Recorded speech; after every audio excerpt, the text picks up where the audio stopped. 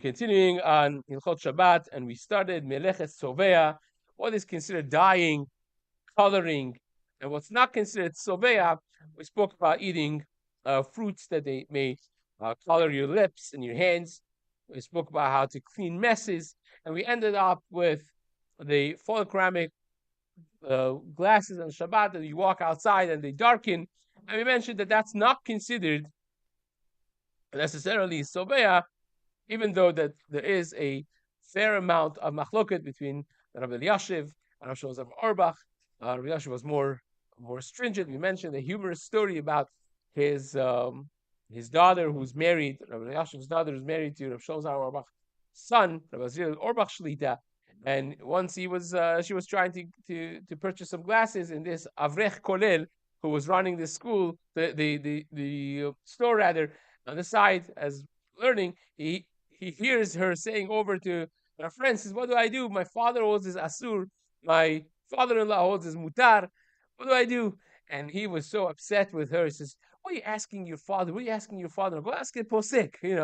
Not realizing that this is the legend of all the generation. The father and the father-in-law being the twin towers of psak and halacha in the generation. But be that as Mecham Badia is mekel, that a person could wear photochromic glasses, and that's not considered sovea in any way on Shabbat, and therefore it will be mutar. Now, we also hinted to the fact that sitting in the sun, even though that the person, especially in the wintertime, even though that you may get a little suntan, that is not a problem at all. It's not a problem for Sovea, and it's not a problem for Refuah. People enjoy taking a suntan in any season. That would be mutar. Again, the kavanah of a person is not because of the color. If a person is having that type of kavanah, will be a bigger question. But nevertheless, it's going to be mutar again on summertime, which is very hot and it's difficult to sit in the sun. Then it will be a question on Shabbat if you could inflict yourself with tsar just to get a little suntan. That would be a separate question. But nevertheless, we have to discuss a question of the toilet bowl, the stall. Nowadays, you have all kinds of hygienic material that are used in bathrooms, and one of them is this like bluish, I think usually is blue, thing that's put in the water tank of the toilets. And when you flush, it clears off, and also it gives a good scent. But it also colors the water, right? It colors the water. So every time that you flush, you're coloring the incoming water with this blue dye, so to speak, that is there, and that's considered like a detergent, and it has a cleansing nature to it. Is it mutar or is it not mutar? So this is mutar liftoach zerem mayim b'Shabbat al atzla shrutim sheyesh ba sabunim asovat et hamayim. Even though that it colors it and it gives it a good scent, still would be mutar. There's no problem of sovea. There's no problem of molid reach in any of this, and that all is fine. Again, the reason is a little bit complex, but with the psikreshe, the drabana that you have in this way would be certainly mutar. Now, how about if I am coloring something that is of a food nature, right? Coloring, but it's coloring in food.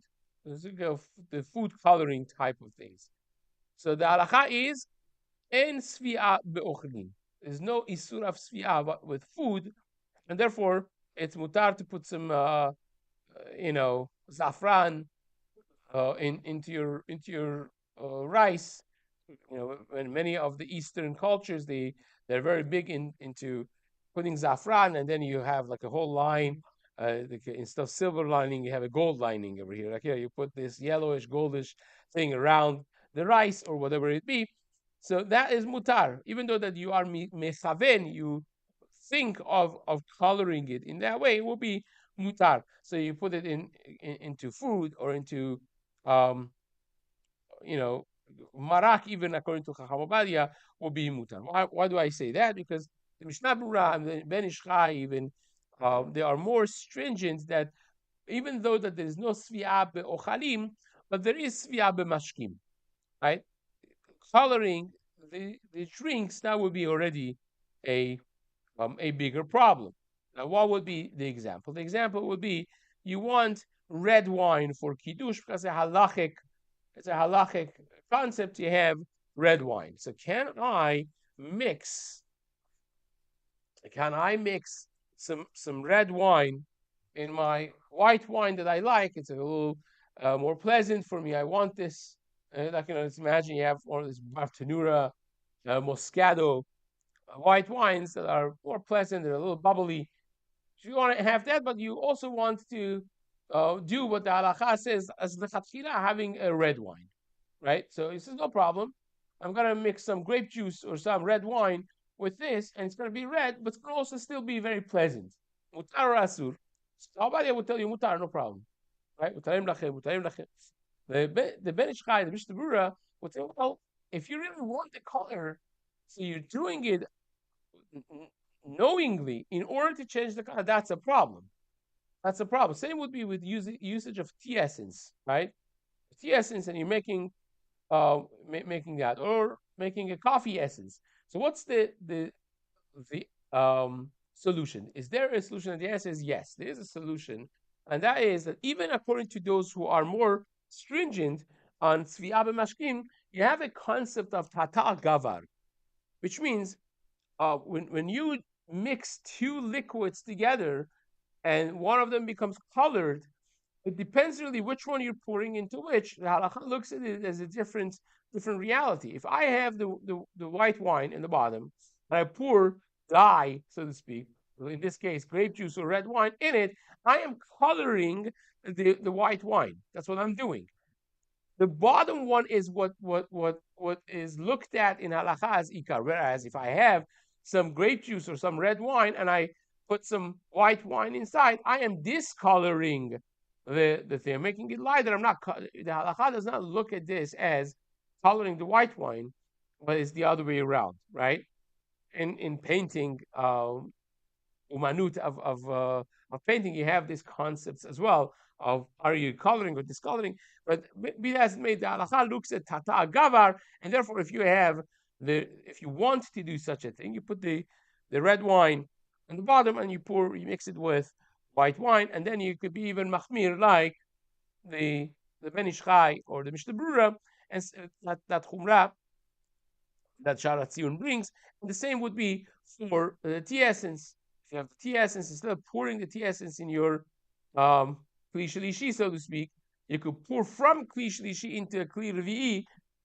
If you want to be yotze all the chumras, well, all of them aside from Nishmat Adam, from Chaya Adam, that holds that Yat Vitbo is a different story, without getting into halachot of bishul now. But as far as the halachot of tzvi'ah b'mashkin is concerned, you pour the hot water into tea essence from kli shlishi or whatever you hold halacha. That would be taking care of the issue of tzvi'ah b'mashkim as well. Now, the halacha which is en tzvi'ah b'ochalin, that we don't concern ourselves with tzvi'ah b'ochalin. You want to imagine you want to mix ketchup and mustard and mayo, whatever it is that people do to eat their sandwiches on Shabbat, for doing it for the kids and so on. Ahmadiyya holds again. There's also no tzvi'ah b'mashkin, and therefore you could mix red wine, white wine, all those that we mentioned as a hakpada, as a chumrah, according to the Ben Ish Chai and Mishnah Berurah.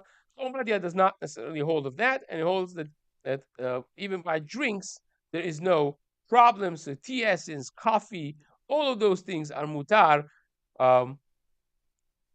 to be done on Shabbat, and obviously that will include all the ketchup or mustard, which is not so clear if it's drinks or food, depending on how dalila, how watery you make them, depending on the season, the dressing that you're trying to make. All that would be mutar, anyways. Now that concludes the basic halachot of tzovea that we have discussed.